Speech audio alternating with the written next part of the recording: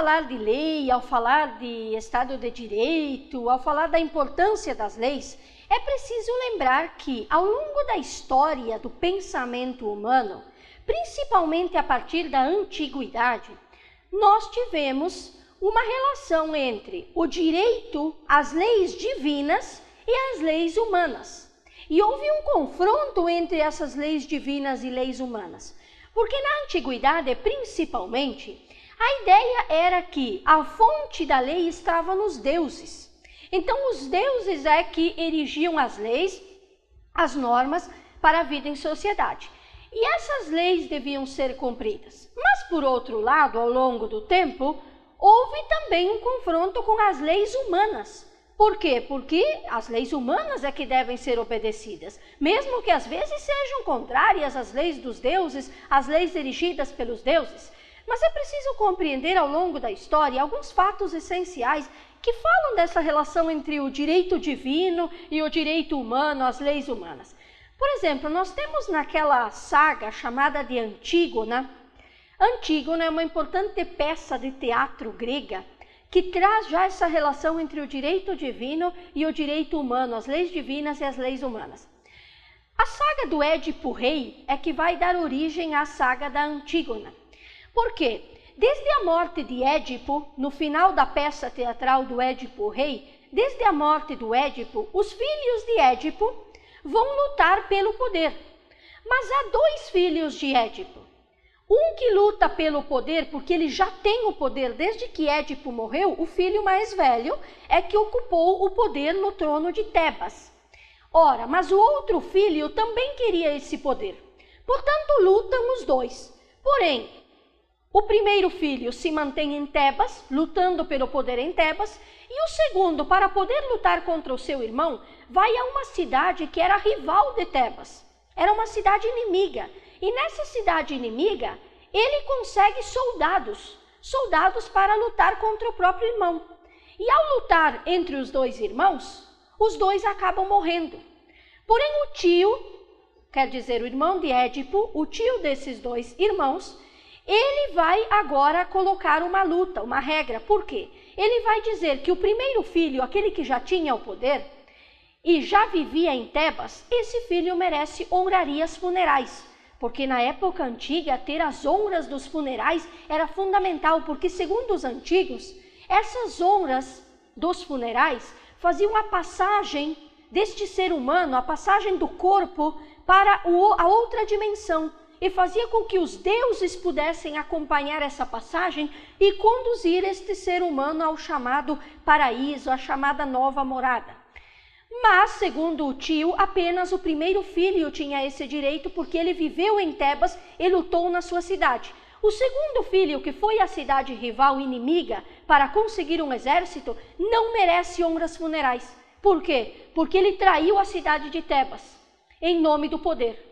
Mas Antígona, que era irmã de ambos, tanto de Etéocles como de Polinice, Etéocles era o primeiro filho que viveu em Tebas, Polinice o segundo que foi na cidade rival para buscar os soldados e lutar contra o próprio irmão, Antígona diz que ambos têm que ter honrarias funerais. Por quê? Porque as leis dos deuses, e aqui vem o direito divino, as leis divinas e tradicionais ordenam que ambos tenham honrarias funerais para que seja feita a passagem do seu corpo para esta nova morada, para o chamado paraíso junto aos deuses. E aqui se desenha uma luta. Por que uma luta? Porque Antígona está do lado das leis divinas, das leis criadas pelos deuses, das leis tradicionais, que diziam que todos devem ter honrarias funerais. O tio, Creonte, não, está do lado das leis humanas, porque diz que as leis humanas, as leis do Estado, dizem que só deve ter direito a honrarias funerais, na antiguidade, aquele que não traiu a sua própria cidade, aquele que ficou na sua própria cidade e lutou pelo poder nesta cidade. Portanto, direito divino e direito humano, leis divinas, leis da tradição e leis humanas aqui em luta, em confronto. Mas nós temos também no De Legibus de Cícero, De Legibus quer dizer sobre as leis. Nesse De Legibus de Cícero, que é uma grande obra do autor, junto à própria República, que com base na teoria de Platão, Cícero também constrói. Nesta obra de Lédibus, Cícero vai dizer que há uma lei natural que já existe no ser humano. Esta lei é anterior às próprias leis produzidas pelo ser humano e colocadas em um código. Segundo Cícero, no De Lédibus, nesta obra importante que ele escreve, segundo Cícero, os deuses, antes mesmo de o ser humano existir, pensar em leis, colocar essas leis em códigos, em registros, antes mesmo do ser humano fazer esses atos, os deuses já haviam colocado regras, normas no cosmos, regras para que esse cosmos pudesse ser sempre organizado e não se tornasse um caos. O que é o caos? O contrário de cosmos. Caos é a desorganização, cosmos é a organização. Portanto, os deuses já haviam organizado esse universo, já haviam colocado normas e regras que são eternas, que são imutáveis, que são divinas, antes mesmo de existirem as leis humanas. De novo o direito divino, de novo as leis humanas estando em confronto com as leis divinas. Mas não é só na antiguidade, na Idade Média também nós temos essa visão de uma escala de leis. Por exemplo, em Tomás de Aquino, na Suma Teológica. Em Tomás de Aquino nós temos uma divisão das leis. Para Tomás de Aquino existe a lei eterna. O que é a lei eterna? A lei eterna é aquela lei que só Deus conhece. Aquela lei que está presente em Deus, mas só Deus a conhece. Esta lei não é revelada para os seres humanos. É a lei suprema, é a que ocupa o topo entre todas as leis. A lei eterna, imutável. Mas além da lei eterna, nós temos a lei divina. O que é a lei divina? Qual é a diferença entre lei divina e lei eterna? A lei divina é a lei revelada por Deus, proclamada através da igreja. Quer dizer, é uma lei que vem de Deus? Sim, mas ela não está só guardada em Deus, como é o caso da lei eterna. Na lei divina, esta lei já é revelada aos homens, é proclamada através da igreja. Portanto, é a lei divina. Lei eterna, lei divina. Em um outro patamar, nós temos a lei natural. A lei natural é a lei que já existe no ser humano e que a própria razão reconhece. O ser humano é racional. Ora, se ele é racional, a própria razão já lhe dá uma lei, uma norma a ser cumprida.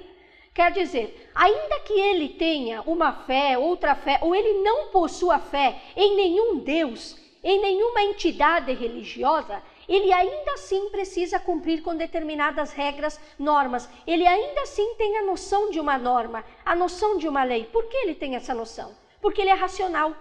Então, a lei natural é justamente essa lei da natureza racional do ser humano. Só por sermos racionais, conhecermos o que é correto e o que não é correto, sabermos discernir entre o que é bom e o que não é bom, termos a capacidade de refletir, de pensar sobre o mundo, de pensar sobre nossas ações, só por isso nós já temos uma norma, nós já temos uma regra, nós já temos uma lei que está inscrita na nossa racionalidade. Portanto, é a lei natural. Mas temos a lei humana também. O que é a lei humana?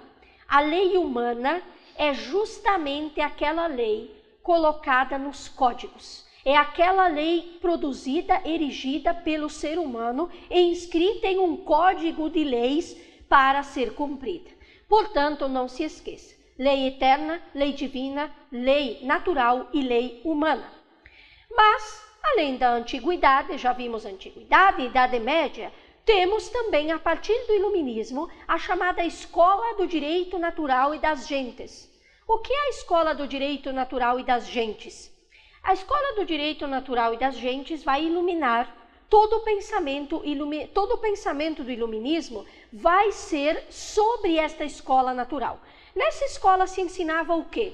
Segundo Grócio, um grande jurista da modernidade, ele vai dizer que há uma lei natural, há uma lei inscrita na racionalidade humana. Vejam a influência do Iluminismo nessa escola natural do direito das gentes.